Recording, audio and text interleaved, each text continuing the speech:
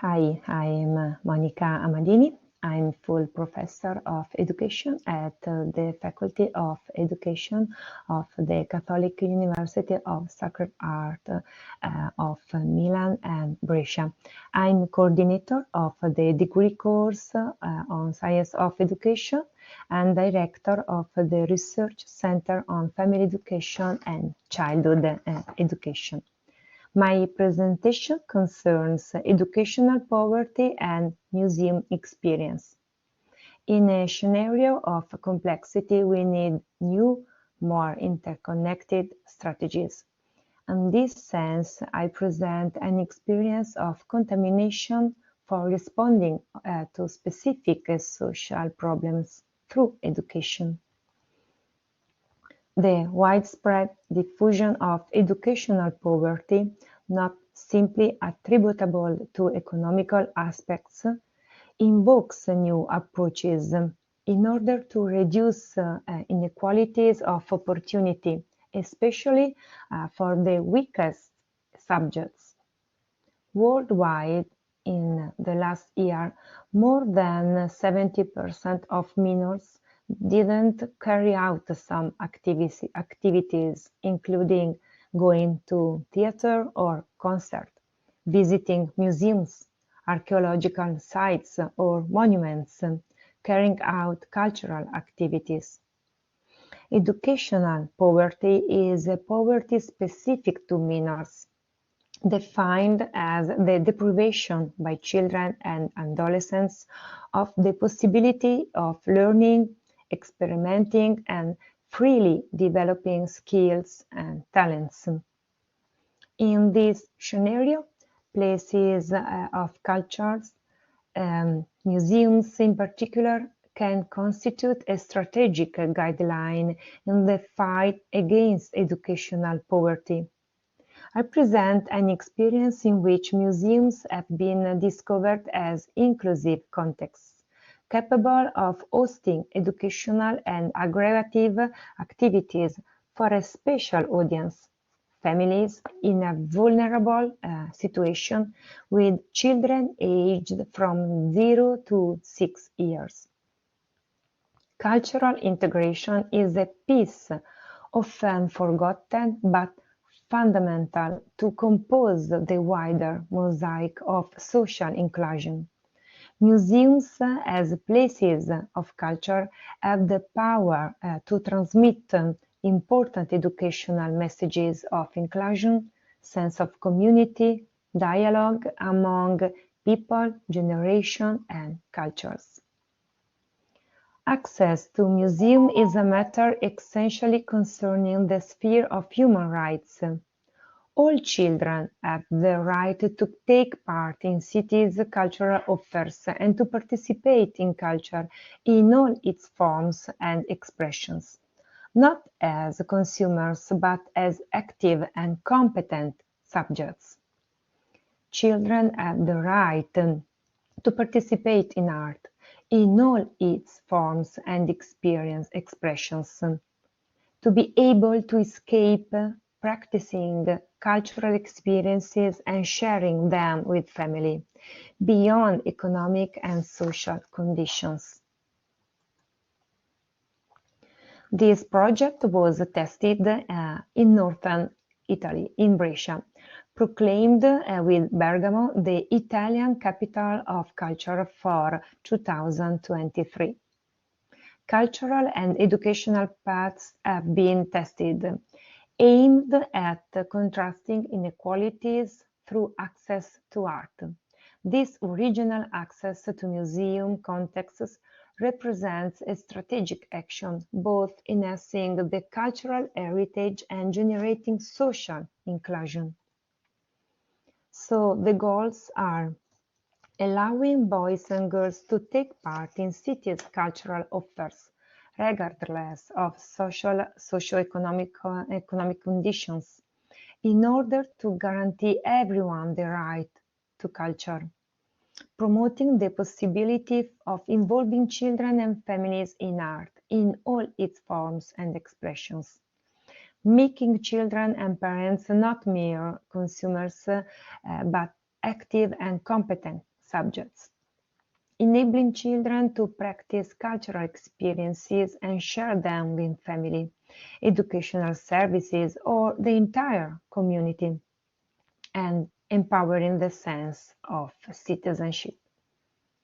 I set up an interdisciplinary group of people who are experts in childhood education, family education, illustrated books and children literature, design, art. The name of this group is E4C, stands for Education for Culture. Together, we have planned the training courses in order to enhance museums, even the lesser-known ones, as authentic expressions of a community and a territory, places open to the community, starting with the little ones and their parents. This experimentation has led to the creation of educational paths in several museums in the city of Brescia. These paths have been aimed at families with children from 0 to 6 years to share experiences of research, interpretation, understanding of the world, but also to build responsibility and a sense of belonging. In particular, the training paths have been implemented for families with children from 0 to 6, but especially families in situation of economic difficulty or educational poverty, also activating collaboration with social services. The choice went to museums that are the expression of a local territory, in this case that of Brescia. The first, MUPA, Museo Pasquale Agazzi, workshops for families at the MUPA, museum dedicated to the teachers Rosa and Carolina Agazzi and their innovative educational method. An educational method based on the valorization of little things, small things, and frippery. These workshops took their cue from a temporary installation of masks. We worked on the theme of identity and of the self. And then workshop for families at the Museum of Natural Sciences. On the occasion of the temporary exhibition Butterflies. These workshops were inspired by a temporary installation on butterflies. We worked on the theme of fragility and beauty. And then workshops for families at the Paul VI collection, the collection of the Pope, a collection of religion and contemporary art. We have created workshops starting from a temporary installation on the theme of Exodus, the journey, and the second group of workshops on the theme of home and living, starting from an artwork entitled The Nest. At the moment, we are creating workshops for fragile and homeless families and parents. These laboratories are carried out at the Museum of Natural Sciences, always starting from the Butterflies exhibition. But the themes, in this case, the themes we are addressing with these users, homeless families and parents, are those of fragility and mimicry. We have also created a game, Little Explorers of Urban Museums. Visit the museum and discover the city. The game is distributed free of charge to families with children aged 0 to 6 years. It is an exploratory game which with the dice and the pawns, which allows to discover the city of Brescia through its museums, those that are free and inclusive, therefore accessible to all children and their families. Finally, we made a video documentary to raise awareness of the importance of enhancing the educational resources of museums in a community logic and through the active participation of children and their families. In this presentation, I'll focus on workshop. We have created experiences not based on passive uses, but rather on participatory approaches, allowing children and parents to actively produce and renew culture. We tested an innovative tool for contrasting educational poverty in various types of museums: scientific, artistic, educational, historical. Through artworks and collections, exhibits and relics, museums enact life through different forms of narratives: artistic, historical, religious, and through different representation of nature, laws of physics, achievements of science. Using museums as an educational resource is nothing new. Within the context of this project, however, there is a desire to live and make museums live as places of contrast to educational poverty, making them above all places of encounters and experiences. From this was born the idea of laboratory practices, which are lived as possible opportunities for meeting with the museum, but above all as real experiences, as Dewey teaches us to understand the concept of experience.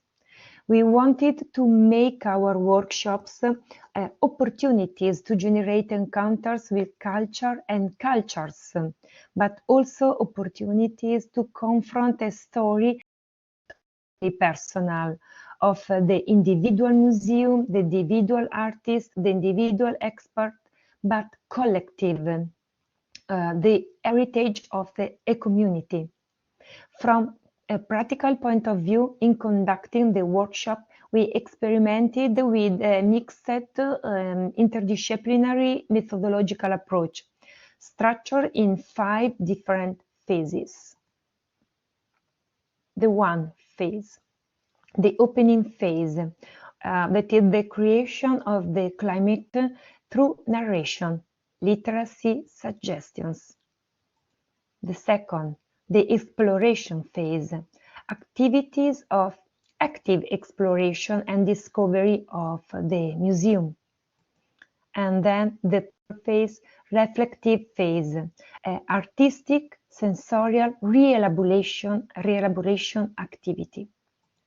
Then the sharing phase through dialogue and group activity. The final phase, final farewell with a mandate, a gift to create a bridge between museum and home. We took particular care of this last phase. The experience in the museum ends with a moment of sharing, but also with the delivery of an activity and materials that allow parents and children to extend and implement at home what they experienced inside the museum. This methodological choice, with scanning in 5 different phases, aims to consolidate the symbolic bridge built with the museum, giving families, boys and girls, an opportunity for proximity and continuity.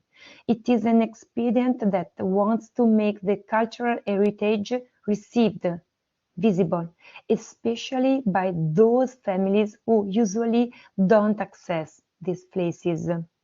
So in conclusion, art and culture in general, in its various forms, is a vehicular language.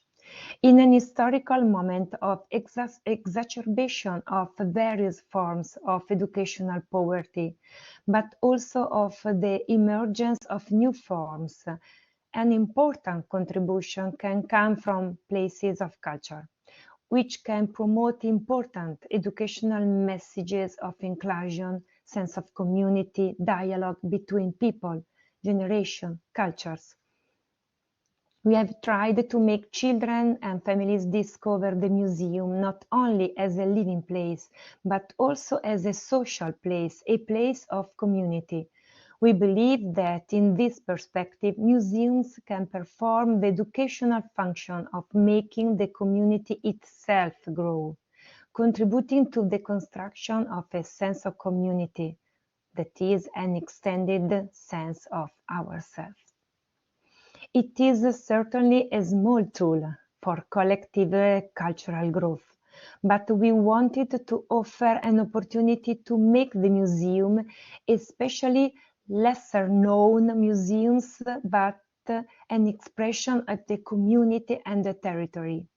A place open to the community in its broadest and most inclusive sense, starting from the youngest, children from 0 to 6 years old and their parents.